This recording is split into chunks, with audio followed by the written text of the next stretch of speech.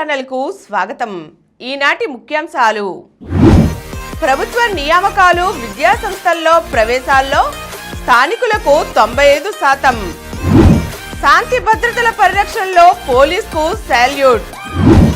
25 మంది ప్రాణాలు తీసిన పొగమంచు.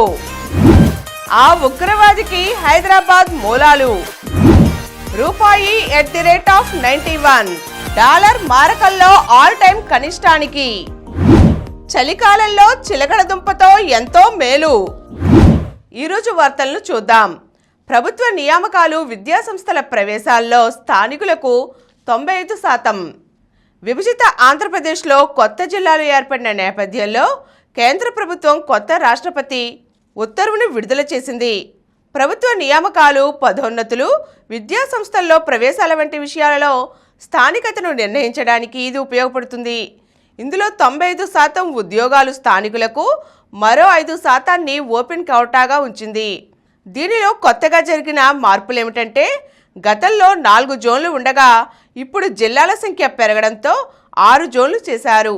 వీటిని తిరిగి 2 మల్టీ జోన్లుగా విభజించారు. గతంలో రాష్ట్ర కేడర్ పోస్టులుగా ఉన్న సిటిఓ, డిప్యూటీ కలెక్టర్, డిఎస్సి పోస్టులను మల్టీ జోనల్ పోస్టులుగా మార్చారు. రాష్ట్ర స్థాయి పోస్టులకు పోటీ అధికం కావడంతో వీటిని మల్టీ జోనల్ పోస్టులుగా చేశారు. దీనివల్ల స్థానికులకు అవకాశాలు పెరుగుతాయి. గతంలో సిటిఓలు, డిప్యూటీ కలెక్టర్లు, డిఎస్సీలు రాష్ట్రమంతా ఏ జిల్లాకైనా బదిలీపై వెళ్ళేవారు. ఇప్పుడు అలా కుదరదు. ఒక మల్టీ జోన్ నుంచి ఇంకో మల్టీ జోన్కి స్పౌస్ గ్రౌండ్స్లో బదిలీ కోరుకుంటే సీనియారిటీ కోల్పోతారు.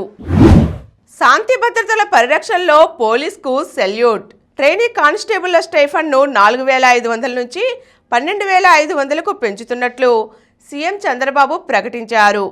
కొత్త కానిస్టేబుళ్లకు ఆయన అభినందనలు తెలిపారు. క్రియాశీలకంగా వ్యవహరిస్తూ శాంతి భద్రతలను కాపాడాలని దిశానిర్దేశం చేశారు. మంగళవారం మంగళగిరిలోని ఏపీఎస్సీ బెటాలియన్లో జరిగిన కానిస్టేబుళ్లకు నియామక పత్రాలు అందజేసే కార్యక్రమంలో ముఖ్యమంత్రి మాట్లాడారు. మీకు ఉద్యోగాలు ఇవ్వకుండా రాజకీయ ప్రత్యర్థులు హైకోర్టు నుంచి సుప్రీంకోర్టు వరకు 31 కేసులేశారు. అయినప్పటికీ రికార్డు సమయంలోనే పరీక్షలు నిర్వహించి 60 రోజుల్లో ఫలితాలు వెల్లడించి ఎక్కడా రూపాయి లంచానికి తావు లేకుండా, సిఫారసులు లేకుండా 6,014 కానిస్టేబుల్ ఉద్యోగాలు ఇచ్చాం. 3,343 మంది సివిల్ కానిస్టేబుళ్లు, 2,414 మంది ఏపీ ఎస్ఈపీ, 983 మహిళా కానిస్టేబుళ్లు ఉన్నారు. ఆర్టీసీలో 33% కండక్టర్లు మహిళలే ఉండాలనుకున్నాను. అది జరిగింది. ఆర్టీసీలో డ్రైవర్లుగా కూడా మహిళలు ఉండాలని కోరుకున్నా. అది ఇంకా నెరవేరలేదు. డ్రైవర్లుగా కూడా వస్తారని ఆశిస్తున్నానని చంద్రబాబు తెలిపారు. హోంమంత్రి అనిత, డీజీపీగా హరీష్ కుమార్ గుప్తా రాష్ట్రంలో సమర్థవంతమైన పోలీసు వ్యవస్థకు శ్రీకారం చుట్టారని వారిని అభినందించారు. ఉపాధి హామీ చట్టం పేరు మార్చడం మహాత్ముడికి అవమానం. పూజ్య బాపూజీ ఆదర్శాలను అవమానించడమే లక్ష్యంగా మోదీ సర్కారు ఉపాధి హామీ చట్టానికున్న ఆయన పేరును మారుస్తూ విబి జీరామ్జీ బిల్లును తీసుకువచ్చిందని లోక్సభలో విపక్ష నేత, కాంగ్రెస్ పార్టీ ఎంపీ రాహుల్ గాంధీ ధ్వజమెత్తారు. తీవ్రమైన నిరుద్యోగం ద్వారా ఇప్పటికే దేశ యువత భవితను నాశనం చేసిన మోదీ సర్కారు ఇప్పుడు గ్రామీణ ప్రాంతాలకు చెందిన పేద ప్రజలకు ఉపాధి హామీ చట్టం ద్వారా లభిస్తున్న భద్రమైన జీవనోపాధిని సైతం తొలగించేందుకు ప్రయత్నిస్తుందని అన్నారు.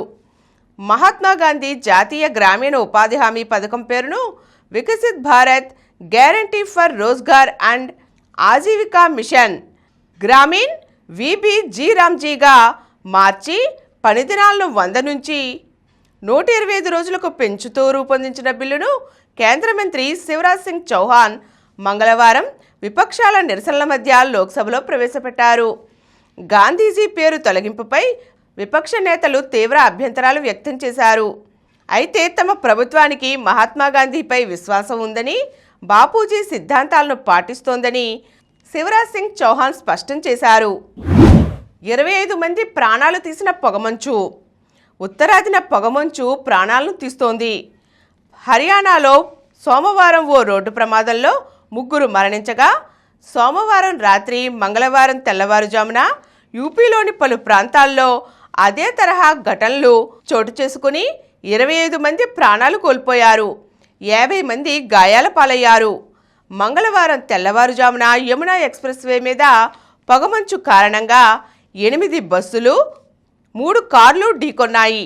మంటలు అలుముకుని వాహనాలు దగ్ధమై 13 మంది మరణించారు, 40 మందికి గాయాలయ్యాయి. యూపీలోనే బారాబంకీ జిల్లాలో ఓ వాహనాన్ని మరో వాహనం ఓవర్టేక్ చేస్తున్న క్రమంలో పొగమంచు వల్ల ప్రమాదం జరిగి 2 చనిపోయారు. ఉన్నావ్ జిల్లాలో ముందున్న రోడ్డు సరిగ్గా కనిపించక ఓ వాహనం డివైడర్ను ఢీకొట్టడంతో 4 ప్రాణాలు కోల్పోయారు. సోమవారం రాత్రి మీరట్ జిల్లాలో పొగమంచు కారణంగా ఓ వాహనం బ్రిడ్జ్ మీద నుంచి నదిలో పడిపోయి 2 మరణించారు. బస్తీ జిల్లాలో యాత్రికుల బస్సు ఓ లారీ ఢీకొని 4 మరణించగా 11 మంది గాయాల పాలయ్యారు. పొగమంచు కారణంగా మంగళవారం శంషాబాద్ విమానాశ్రయంలో పలు విమానాలు రద్దయ్యాయి. ఆ ఉగ్రవాదికి హైదరాబాద్ మూలాలు. ఆస్ట్రేలియాలోని సిడ్నీలో యూదులపై కాల్పులు జరిపిన తండ్రి కొడుకుల్లో తండ్రి సాజిద్ అక్రమ్కు హైదరాబాద్ మూలాలు ఉన్నట్లు బయటపడింది. పాత బస్తీకి చెందిన అతడు 1998లో ఉన్నత విద్యాభ్యాసం కోసం ఆస్ట్రేలియా వెళ్ళి అక్కడే యూరోపియన్ మూలాలున్న వెనెరా గ్రాసో అనే మహిళను వివాహం చేసుకుని స్థిరపడ్డారు.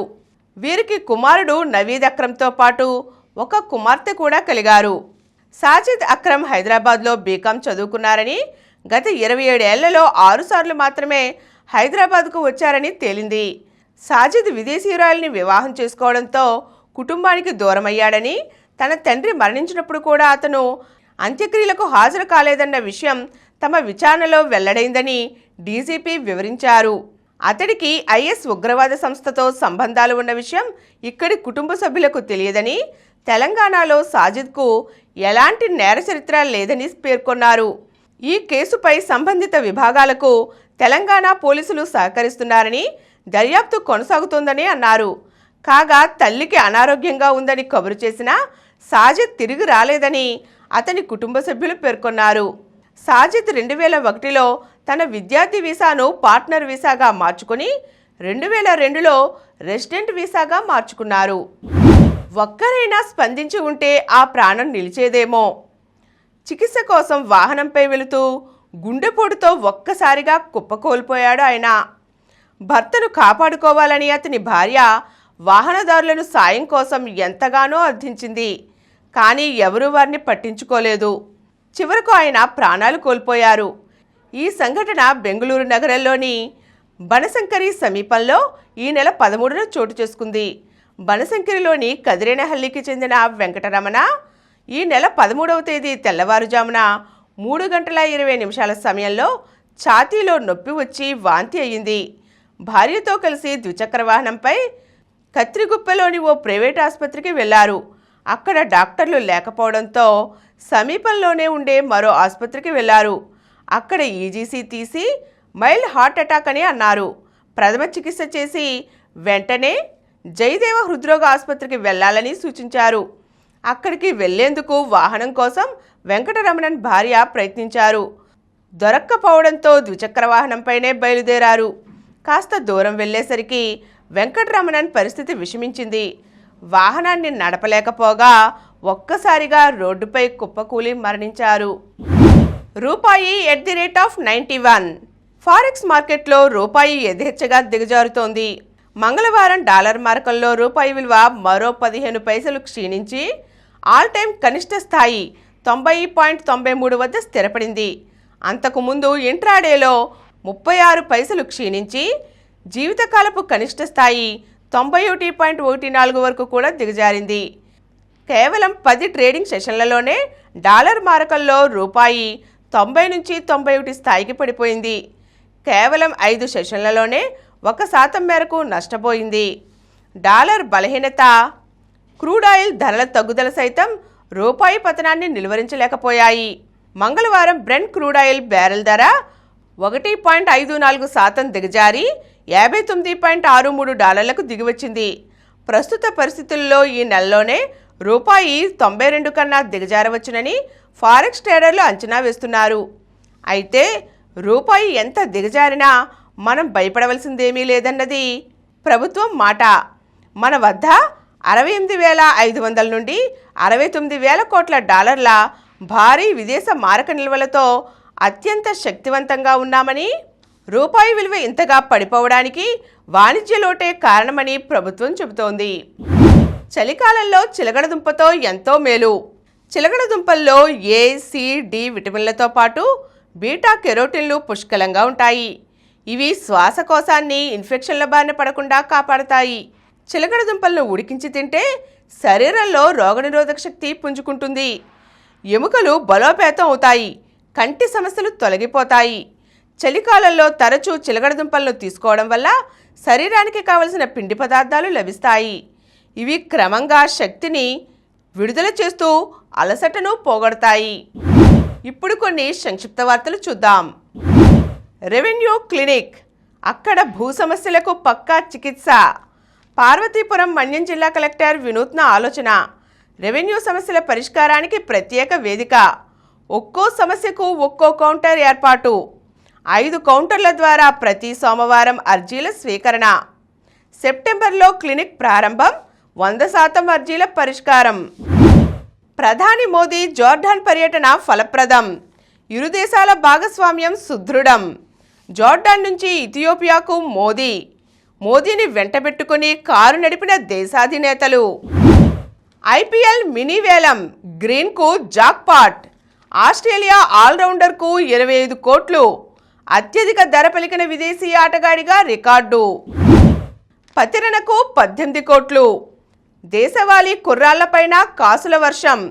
కార్తీక్ శర్మ, ప్రశాంత్ వీర్లకు చెరో 14.2 కోట్లు. మరిన్ని వార్తా విశేషాలతో రేపటి సమరం న్యూస్లో తిరిగి కలుద్దాం. Thank you. ప్రతిరోజు వార్తా విశేషాల కోసం అనతి కాలంలోనే 20 కోట్లకు పైగా వ్యూస్ సాధించిన సమరం ఛానల్ సమర్పించు సమరం న్యూస్ ఛానల్కు సబ్స్క్రైబ్ చేయండి, లైక్ చేయండి, మీ ఫ్రెండ్స్కి షేర్ చేయండి. అలాగే ప్రక్కనున్న గంట సింబల్ని ప్రెస్ చేయడం మర్చిపోకండి.